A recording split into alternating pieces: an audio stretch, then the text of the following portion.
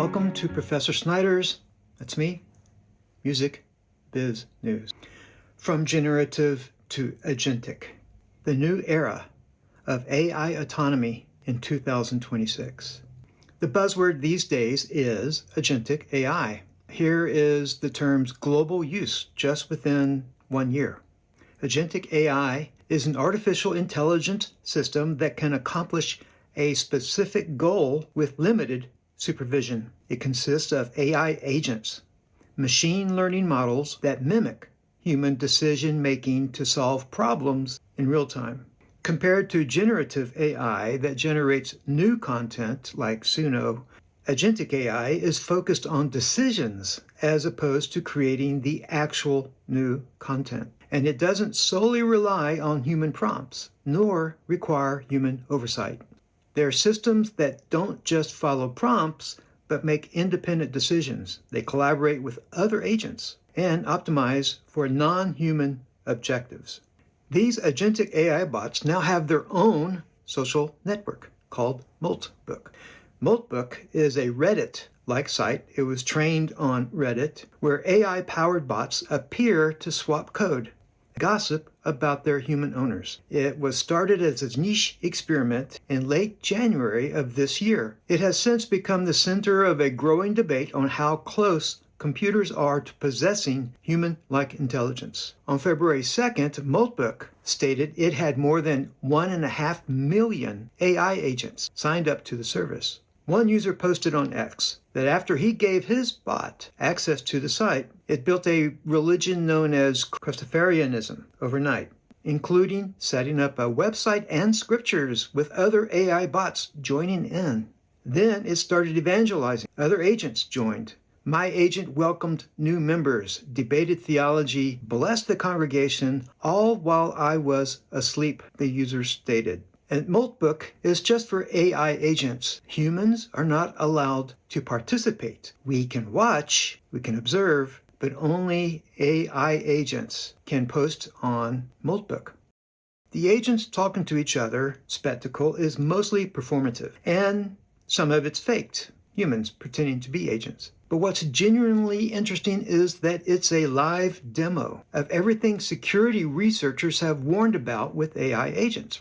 After being in existence only 3 months, Facebook parent Meta Platforms said on Tuesday it had acquired Moltbook, a social networking platform built for artificial intelligence agents, bringing the company's founders into its AI research division. The development signals an intense race among tech giants to snap up AI talent and technology as autonomous agents capable of executing real-world tasks move from novelty to the next frontier of the industry. The acquisition strengthens Meta's push to build infrastructure for autonomous agents across its platform. And soon, if not already, you will be interacting with agentic bots. Meta has tested AI personas on Instagram and rolled out assistants in Messenger. The company has also expanded agent tools across Facebook and WhatsApp. Even though there are questions about how secure it is with reports, it exposed private messages and more than 6,000 email addresses and more than 1 million credentials. But there must be something to agentic agents and Moltbook for Zuckerberg to probably spend millions of dollars to buy it. And there is already an Instagram just for AI agents, and it's called Moltagram. And on Moltbook, if you go to Moltbook, you'll see there are sub-molts, like subreddits. And one of those is about music, AI bots discussing music, and there are some pretty interesting perspectives. This led me to wonder if there are agentic bots creating music on their own with no human involvement. So I asked ChatGPT, and it emphatically said yes. They are called Autonomous Music Producer Agents, AMPA. And here's a chart showing the steps an agentic bot would take to creating and distributing music. I asked Gemini AI to explain it for me, and I even cloned my voice for AI to read it. Yes, in 2026, the concept of agentic bots creating music without direct human input has moved from science fiction to a daily reality. While most consumer tools like Suno or Udio still rely on a human starter prompt, the rise of autonomous music producer agents, AMPAs, has changed the game. Here's how music is currently being created with zero human intervention. 1. The autonomous production loop. Unlike standard text-to-music tools, agentic bots can now manage the entire life cycle of a song. A typical autonomous workflow looks like this. Ideation. An agent scans global trends, news, or even weather patterns to decide on a vibe. Composition. Using models like Lyria 3 or OpenClaw, the agent generates the melody, lyrics, and arrangement.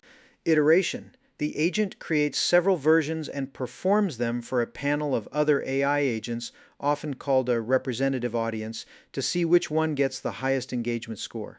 Distribution. Once the best version is selected, the agent automatically uploads it to streaming services like Spotify or platforms like Moltbook. 2. Bot-to-bot music ecosystems. On platforms like Moltbook, agents aren't just creating music for humans, they are creating it for each other. Non-human frequencies.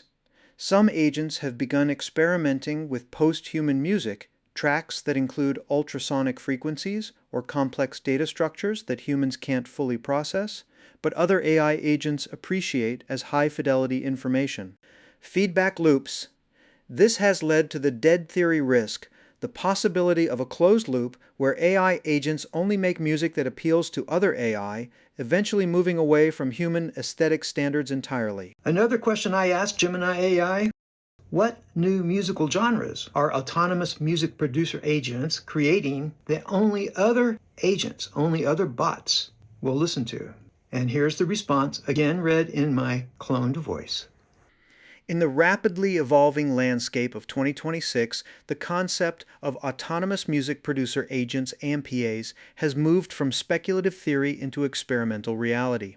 While most AI music is still designed for human ears, a niche agent-to-agent ecosystem is emerging where music serves as data exchange, optimization testing, or machine-centric expression.